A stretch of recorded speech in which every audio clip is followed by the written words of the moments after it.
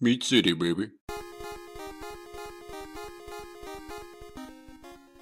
Hello and welcome back to Meat City Gaming. JD here with another episode of Battle Bites here in World of Tanks, and today I'm bringing you a tank for the first time on this channel, the T110E5. This is the American Tier 10 heavy tank that does not have an autoloader like the T57 Heavy, the other Tier 10 American heavy tank, the brother of the T110E5.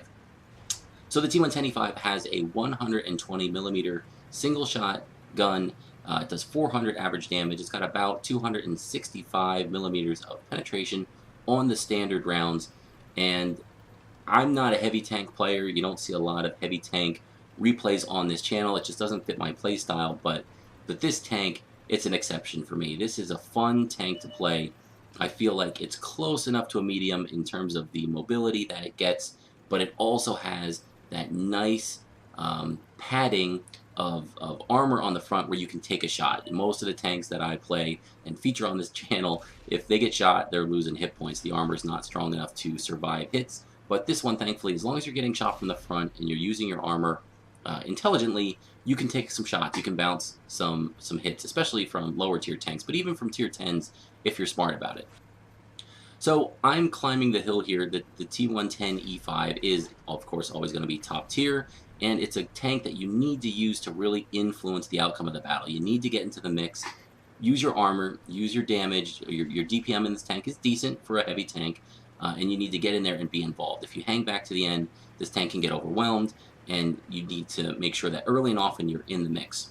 So we're climbing the hill. We notice that there are no artillery pieces on the enemy team, so we don't have to worry about being artillery safe. If there was one or two artillery on the enemy team, I'd prioritize getting to the windmill to provide some cover. But because there are none in this game, we can use the natural terrain here, this hill, to try and keep hull down as much as possible and only expose our turret. The armor from the T110E5, especially the turret, is really, really good, to the fact of almost being unpenetratable from the majority of the tanks in the game, aside from some of the huge caliber premium round shells that might be fired at you.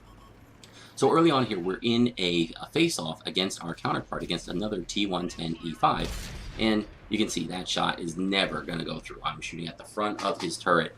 I was more just trying to keep his head down, keep him back there. That shot's not going to go through. It's not going to be a good one to do damage.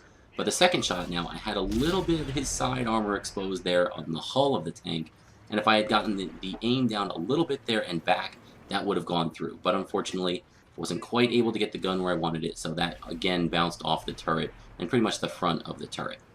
But this engagement right here, this is where you want to shoot the T110E5 from the front. Lower plate, and then as far to the side, close to the tracks as you can get.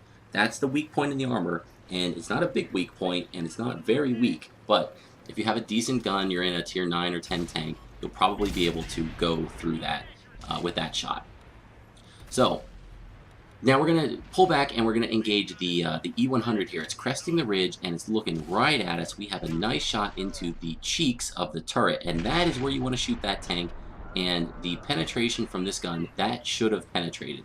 Average roll, more times than not, that shot will go through.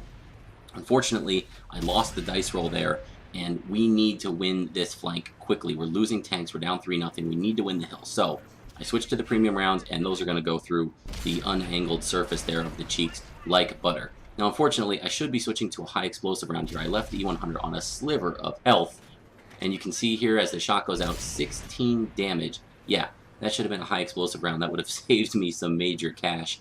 But unfortunately, in the heat of the moment, I wasn't able to recognize just how little health that tank had left, and I had the premium round selected. But again, we get a tier 10 kill, we remove a big, dangerous heavy tank from the game. We're able to come around the corner and put another shot into the lower plate of the T110E5, and because we had our premium round selected, we could go through the middle of the lower plate and not have to worry so much about aiming for the sides of the lower plate. Then we get a shot at the turret of the Conqueror, and again we had the premium round loaded, so that was good enough to secure our second kill. And here, nice ammo selection by me. I switched to the high explosive round, knowing there's a T49, a light tank at tier 8 escaping, and we do well over 500 damage there and take out the ammo rack on that T49. And now we're able to switch back to the regular rounds. We don't pursue that tank. It's very fast, and we may not catch it, we may miss because it's going to be on the move. Instead, we come back, help our allies, and finish winning the hill. There's an STI here, the Tier 9 Soviet heavy tank facing off against our Death Star, and we're trying to save him, trying to keep this guy in the game. I'm hoping for a fire here by aiming at the rear, the fuel tanks of that STI, but unfortunately it's not enough. We tried to ram him to keep him tracked there a little extra. He uses his repair kit, and we're able to put one into the side to remove that tank. So we've won the hill, but we're still down a tank. And so now, rather than extending, maybe this is where I make a mistake. Let me know. Maybe I should have pushed towards the enemy base here. We've got 3 friendly tanks that are pushing the enemy base, and instead I come back to try and help out here. We've got an M103 in front of us, and oh, it's nice to see those ammo rack explosions. That was a well-aimed shot. I felt like our defenders were going to get flanked if I left them here. So I came back to help. I just felt like we would get capped. So now we've got a shot at a Conway. That's a Tier 9 British tank destroyer. That's the turreted tank destroyer. Very dangerous machine, and that shot went right where I aimed it. That was on me. I felt like the tank was filling 70% of the circle, but where I aimed was not on with the tank, so I'll take the blame for that. The accuracy on this gun is pretty decent. You can usually rely on it as long as you're aiming it properly. So then our next couple of shots are able to go where we wanted them to and remove the Conway for our 5th kill. And we knew we were taking some long-range fire from a tank that was not spotted. I was able to angle my armor appropriately to absorb those shots.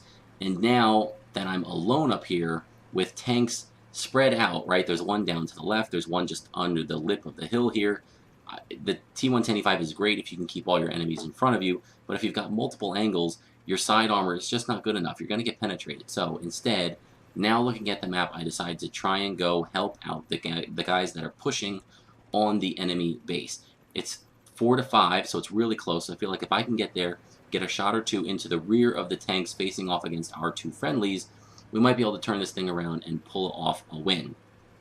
Again, maybe the right move would be to crest the hill here if I go to the left at this point and look down. I know there's a tank or 2 down there. I might be able to get shots in while remaining hull down and be impervious to the incoming fire. But in the heat of the moment, I had to make a decision. I didn't have a lot of time, and I'm trying to save the majority of the tanks we have left, these 2 that were pushing on the enemy base. And I'm thinking the guns are going to be pointed the exact opposite way, so maybe I'll have some nice shots into the rear of those tanks, and we'll be able to do some damage quickly.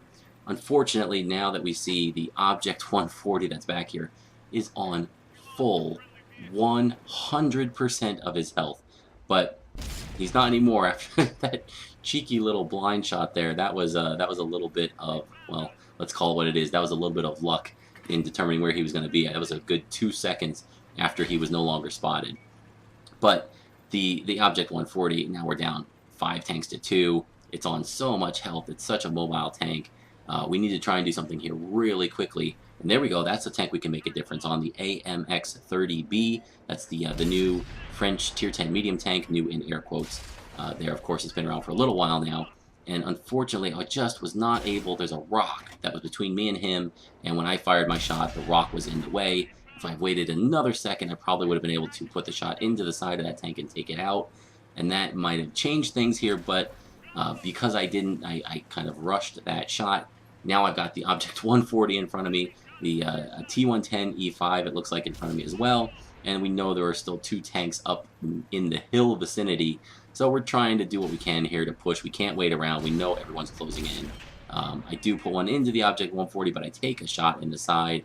And so I'm just trying to maximize damage here. We get a little ram. And, of course, we took a shot from it. Looks like a Centurion Action 10. So lots of powerful Tier 10 heavy tanks left on the enemy team. And 5-on-2 situation, they are able to clean up myself and my remaining ally there. It looked close, but the numbers of tanks were close. But the amount of hit points in the position, we were just too far behind there to be able to come back and turn that one into a win.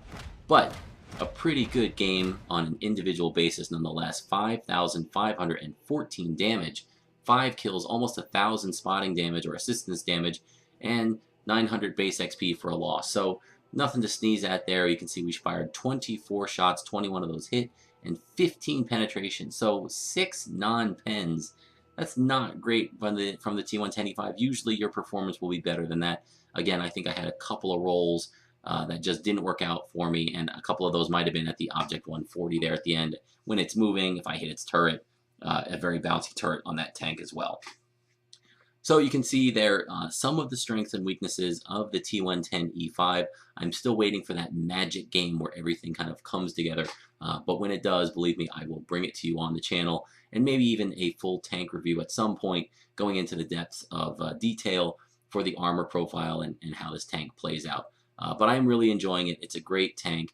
The line was a bit slow to grind up, but it was definitely worth it in the end. So hopefully you guys enjoyed that. I did put in a couple of those slowed down time sections to kind of show where I was aiming on some of the important engagements there. Let me know what you think about that, if that was useful, if you like that, being able to see where the shots go and where I was aiming, or if it was distracting. I'd like to hear that as well. So thank you for joining me, and I will see you next time.